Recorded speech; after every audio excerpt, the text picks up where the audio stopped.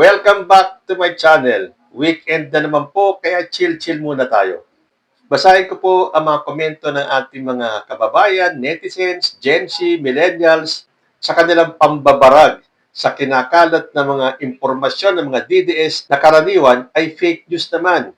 Talagang hindi po sila titigil ng paninira. In fact, lahat ng issue, lahat ng pwede nilang kalkalin para bigyan ng negative connotation para guluhin ang isipan ng tao ay gagawin nila. Ngayon nga, itong digmaan sa Middle East, doon naman sila nakafocus. At ang resulta ng digmaan na yan ay sinisisi pa rin nila kay President Bongbong Marcos. Ang napapaniwala naman nila ay yung kanilang kapwa DDS. So, umpisahan po natin dito kay Robin Padilla. Natandaan nyo nung sinabi niya na ang fake news daw ay threat sa national security. Ang talino talaga ni Senator Robin Padilla. Pero sagot sa kanya ni Jaden Umapas, bakit tahimik ang mga DDS senators pagdating sa usaping West Philippine Sea? Wala silang reaksyon sa mga nangyayari sa West Philippine Sea. Pero yung sabi ni Robin Padilla na threat daw ang fake news sa national security ng Pilipinas. So yung pangbobomba ng mga Chinese sa mangingisda natin sa West Philippine Sea nung nakaraan araw ay hindi threat sa national security? Asa na ang utak ng mga senador natin? Pag China, hindi threat. Pag fake news, threat sa national security. Aba, mapapawaw ka na lang. And speaking of Robin Padilla, sabi niya, ang mundo ay nasa bingit ng malawakang digmaan, pero ang politika sa Pilipinas walang tigil. Isa lang masasabi ko sa inyo, pasalamat kayo at Ramadan pa. O ano ibig sabihin ni Robin Padilla? Is that a threat? Paano kung tapos ng Ramadan? Ano ba tinutumbok mo? Sino ba ang mga namumulitika? Tanong mo kaya yan kay Sara Duterte, Robin Padilla? At sa mga kaalyado mo, na ang aga-aga pa mga nagdeklara ng tatakbo sa 2028. Sino ang mga namumulitika? Yan kasi style ninyo Kayo ang mamumulitika, pero itatapon nyo kay President Bongbong Marcos at sa kanyang administrasyon ang pamumulitika. Sabi tuloy ni Daisy Chavez, malamang walang tigil ang politika sa Pilipinas at pamumulitika sa Pilipinas, lalo na sa side nyo, mga Duterte kain-tae supporters, puro pagpapakalat ng fake news at pagbatikos sa mga ginagawa ng administration. Kaya huwag ka na magtaka na walang tigil ang politika. Ano ipapasalamat namin sa Ramadan? Nagbabanta ka pa. Style nyo talaga yan Yan ang namana nyo kay Duterte na mahilig magbanta. Pasalamat pa kami? Ramadan pa? Para saan? Sagot, Robin Padilla. Doon naman tayo sa statement ni Attorney Levi Baligod tungkol dito sa 18 ex-Marines.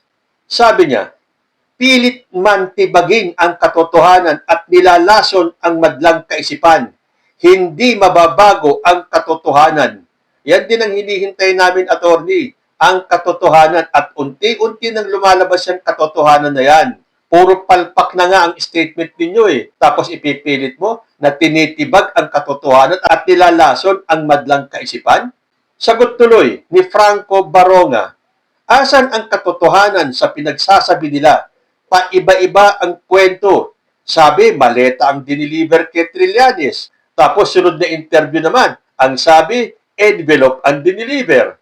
Unang labas nila sa media, nag-deliver sila ng 5 maleta kay BBM.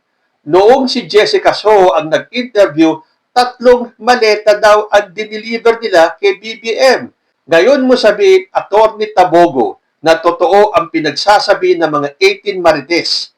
Tapos ayaw pa nila magpa-interview at magpa-imbestiga ng one-on-one sa NBI. Bakit kayo natatakot? Kasi alam nyo na puro binayaran nyo lang lahat yan para manggulo. Okay, in fairness, nagpa-interview na itong mga ex-Marines na to. Kaya lang, bakit 6 lang ang nanindigan at pinirmahan yung kanilang mga salaysay? Bakit yung 18 nanindigan na may anomalya, tapos ngayon 6 lang ang pipirma?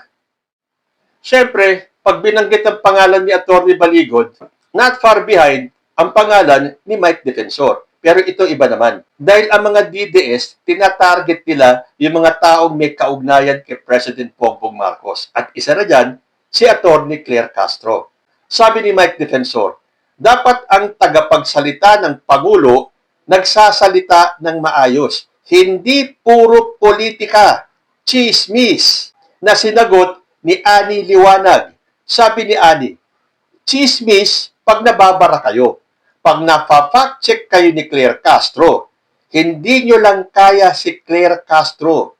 Ikaw ang chismoso defensor. Mga tao mo na 18 marites. Puro chismis lang ang ebidensya. Walang kakwenta-kwenta. Para lang akong nakakita ng mga chismosa sa iskinita namin na nagkukumpulan. Paano nga naman kasi? Nakita nyo, para nga lang naman mga chismoso itong mga 18 ex-marines na to. Parang bawat labas nila sa media naiiba yung kanilang mga statement. At patunay nga na hindi totoo ang kanilang sinasabi, ay bakit iilan lang ang pumirma sa kanilang mga salaysay.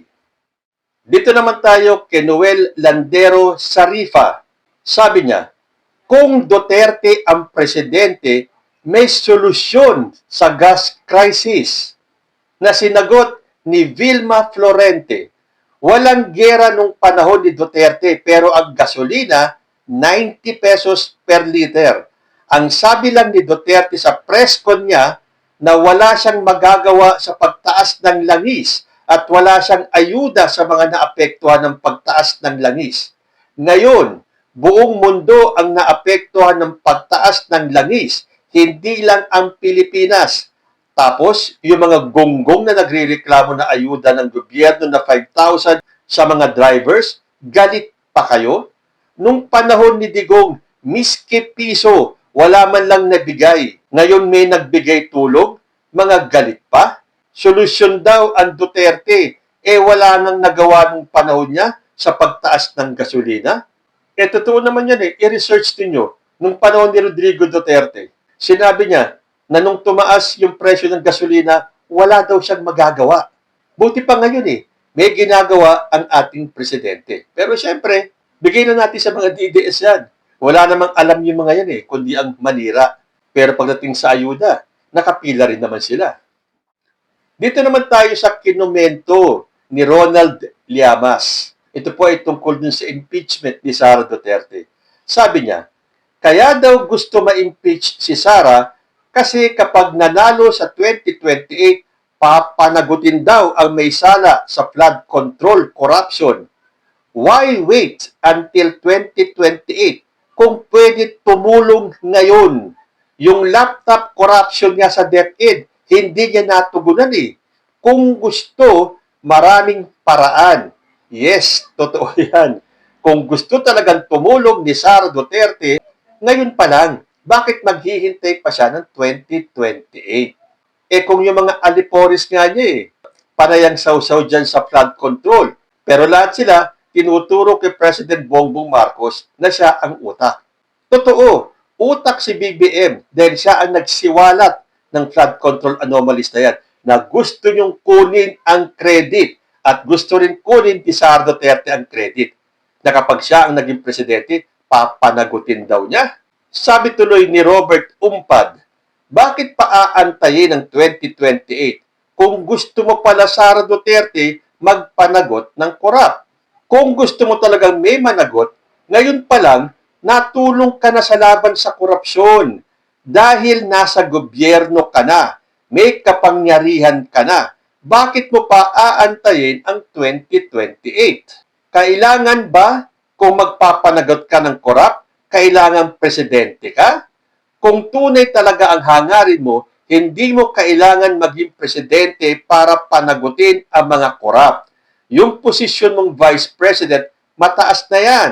Kung baga, kung gagamitin mo ang posisyon mo at utak, kaya mong magpakulong ng korap. So, ibig sabihin, hindi kaya ni Sara Duterte. Tandaan niyo yung sinabi niya na kailangan daw ng 25 to 30 years bago malinis ang gobyerno. Tapos ipagyayabang ng mga DDS na kapag naupo si Sara Duterte, lagot ang mga sangkot sa flood control anomalies. Akala ko ba 25 to 30 years? Uy, isa na naman, galing kay Robin Padilla. Ay, nako, ito, iba to. Gusto niyang maging alamat si Rodrigo Duterte. Dahil sabi niya, legend na si Digong at itong pagkakakulong niya rito sa ibang bansa, parang sinelyuhan na natin yung pagkabayani niya. Kayo lang. Huwag niyo kaming idamay, Robin Padilla. Ikaw lang, kayo lang mga DDS ang nagseselyo na siya ay isang bayani. Bayani talaga para sa inyo, ha? Yung maraming napatay, ha? Yung bastos sa ating Panginoon, ha? Yung palamura, yung walang respeto sa babae, walang respeto sa relihiyon. Yun ang alamat, yun ang bayani para kay Robin Padilla na binarag naman ni Jared Madisgi. Sabi ni Jared, bayani, kumitil ng mga inosente. Ganun na ba ang batayan ng mga Pilipino ngayon ng isang bayani? Di ba dapat inialay niya ang buhay niya para sa mga Pilipino? Hindi yung kinitil niya ang kapwa Pilipino at gagawin pang province of China ang Pilipinas? Na-obsessed na kayo sa politiko. Hindi nyo na alam yung tama at mali. Naging kulto na kayo sa isang mamamatay tao. O kayo, anong sasabihin niyo sa sinabi ni Jared? Di ba? Parang kulto na talaga sila eh. Pero nakakatakot po yan. Hindi na inisip ng mga miyembro ng kulto ni Digong na lagot sila at baka magkatotoo yung sinabi ni Digong na isasama niya kayong lahat sa impyerno. Unless yun talaga ang gusto nyo. Basta lang masuportahan nyo si Rodrigo Duterte kahit na mapunta kayo sa impyerno, hindi magbabago ang isip ninyo. Well, tingnan natin. Dito naman tayo kay Dr. Richard Mata nung sinabi niyang ang tunay na kalaban ngayon ng gobyerno ay hindi ang mga kriminal, kundi ang mga witness na. Tinan niyo itong isip ng mga DDS, ano? Porke may nagsalita tulad ng mga 18 Marines. Ang gusto nila, pakinggan kagad at paniwalaan. Of course, pakikinggan natin. Pero yung basta-basta na lang paniniwalaan, kayo-kayo na lang yan. Sa bagay yan ang style nyo mga DDS. Magpapakalat kayo ng intriga, magpapakalat kayo ng chismis, ng fake news, at ang gusto nyo mangyari, paniwalaan ng taong bayan, yung mga sinasabi nyo. Kahit na wala pa kayong nilalabas na ebidensya. Hindi pwede yung salita lang, hindi pwede yung chismis lang, hindi pwede yung nagsabi ka lang ng ganito, paniniwalaan na namin. Maglapag kayo ng resibo. Dalhin nyo sa proper forum yan, hindi yung sa social media lang. Sabi tuloy ni Jason Lacorte, mga fake witness. Ano gusto mo? Paniwalaan ang witness na ang ebidensya ay gawa-gawa lang para sa destabilization na gagawin nila? Kahit ako, kaya kong gumawa ng ganyang ebidensya sa katulad ng 18 Marites.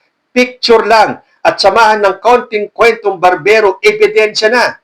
Mas credible pa si Ramil Madriaga sa mga nagwi-witness ngayon sa mga politiko kesa 18 Marines na puro kwentong barbero. So until such time na magkasundo-sundo itong mga 18 Marites na to ng kanilang salaysay, saka lang natin sila seseryosohin. Kailangan pa ng workshop para mapaniwala nyo ang taong bayan sa sinasabi nyo. At syempre, lapagan ng resibo. At itong susunod natin, abay, nakakakilabot ito. Dahil ang susunod na Miriam Defensor Santiago ng Pilipinas ay walang iba, kundi si Attorney Rowena Guanzo. Palakpakan naman.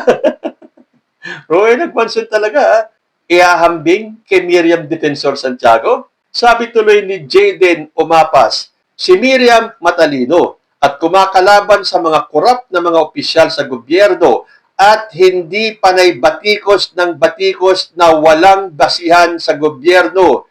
Si Rowena Guanzon kumakampi sa korap na mga opisyal, panay batikos sa gobyerno kung ano-ano ang pinapakalat.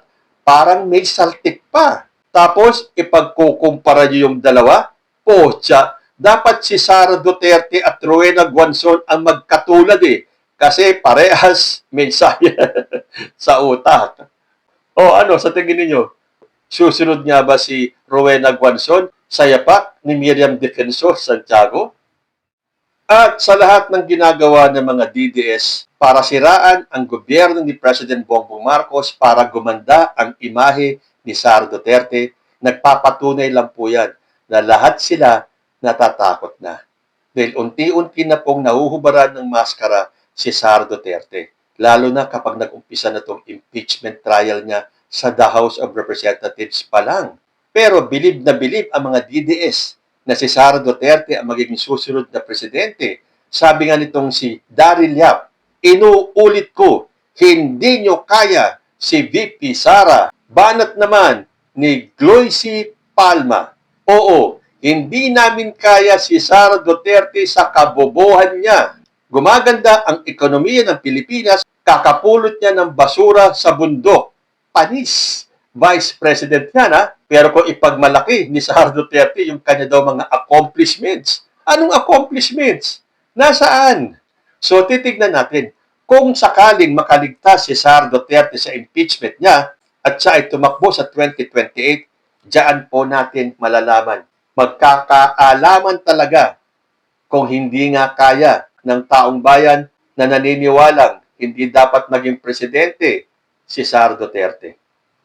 Kayo po, ano ang masasabi ninyo? Comment lang po down below and I will see you in my next video. Diyos ti Aglina.